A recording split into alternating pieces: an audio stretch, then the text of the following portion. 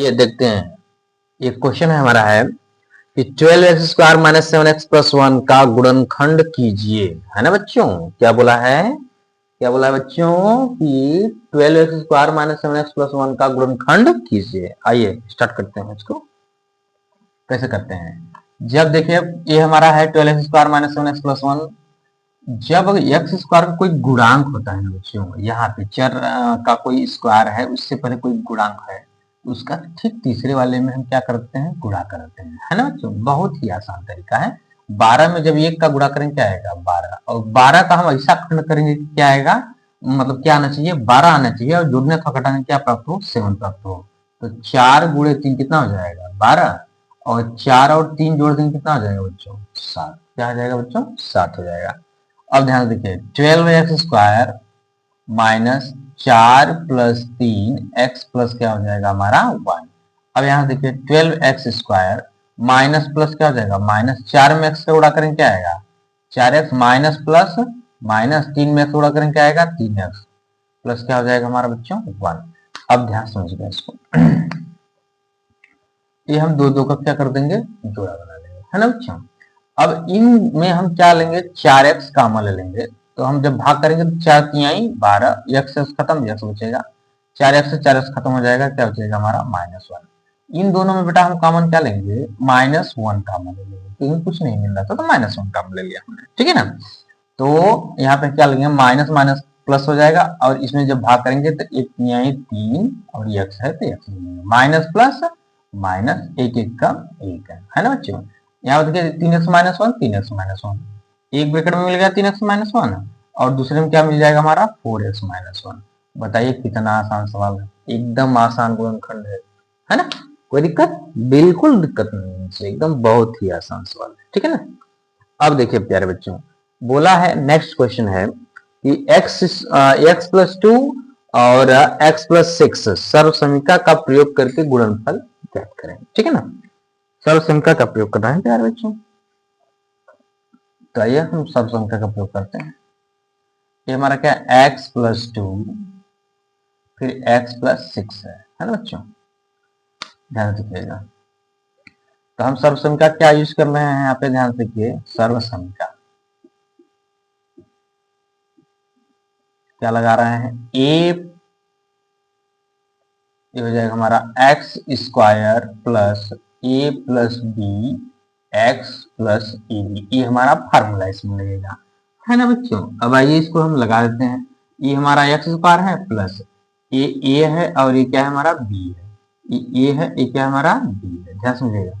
ए के स्थान पे क्या रख देंगे हम 2, बी के स्थान पे क्या रख देंगे हम 6, ये क्या है बेटा एक्स प्लस ए के स्थान पे 2 गुणे, क्योंकि दोनों चर राशि के बीच में कोई सिंबल नहीं है, कोई चिन्ह नहीं है, कोई साइन नहीं है, तो हम बुरा लगाएंगे ना बच्चों। तो ये हमारा क्या हो जाएगा 6 है ना बच्चों। अब देखिए एक्स स्क्वायर हो गया, 2 और 6 जोड़ दें कितना आ जाएगा, 8x प्लस 2 छक्के 12। बताइए कितना आसान सवाल है, बहुत ही आसान सवाल है, मतलब कि सोचना ही नहीं है, बहुत ही इजी है एकदम। इसे आप लोग क्या करिए, एकदम बढ़िया से नोट करिए, क्या करिए प्यारे बच्चों, नोट करिए इसको, फिर मैं अभी तुरंत आगे बताते हैं, ठीक है ना। आइए बच्चों आगे देखते हैं, इसे आप लोग पहले नोट करते रहिएगा, ठीक है ना। एक क्वेश्चन लेते हैं हम, ठीक है बच्चों, एक क्वेश्चन लेते हैं।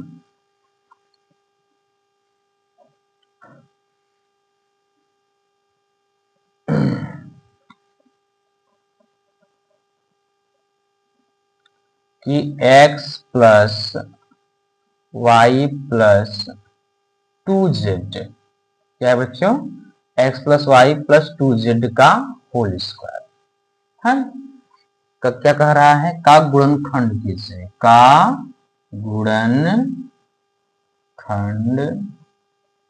कीजिए, है ना बच्चों। तो हम क्या करेंगे, सिंपल सी बात है, वो भी सर्वसंख्या का प्रयोग करके गुणनखंड करना है। क्या करना है बच्चों, सर्वसंख्या का प्रयोग करके, ठीक है ना। तो इसमें कौन सा फार्मूला लगेगा बताइए आपने, सब लोग जानते हैं, नहीं जानते होंगे तो भी जान जाएंगे, है ना।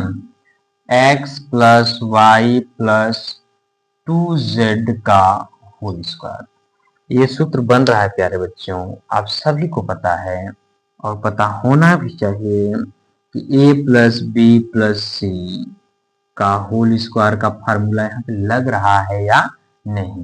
बिल्कुल लग रहा है। क्या कहेंगे आप बच्चों कि बिल्कुल लग रहा है। क्या ए हो गया, बी हो गया, सी हो गया, है ना। इसका सूत्र क्या होता है प्यारे बच्चों, A square plus B square plus C square plus 2ab plus 2bc plus 2ca, है ना बच्चों। ये आपका क्या हो गया, सूत्र हो गया, है ना बच्चों। अब देखिए ए के स्थान पे हमारा क्या है बच्चों, x है, बी के स्थान पे y और सी के स्थान पे 2z है ना बच्चों।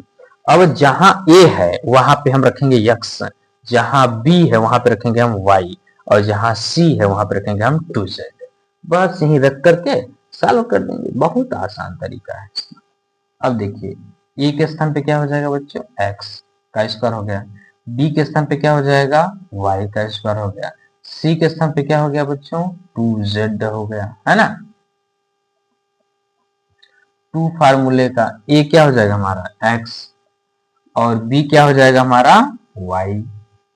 प्यारे बच्चों ये 2 फार्मूले का, बी क्या हो जाएगा हमारा y और सी क्या हो जाएगा बच्चों 2z। ध्यान समझिएगा इसको, ये 2z हो गया।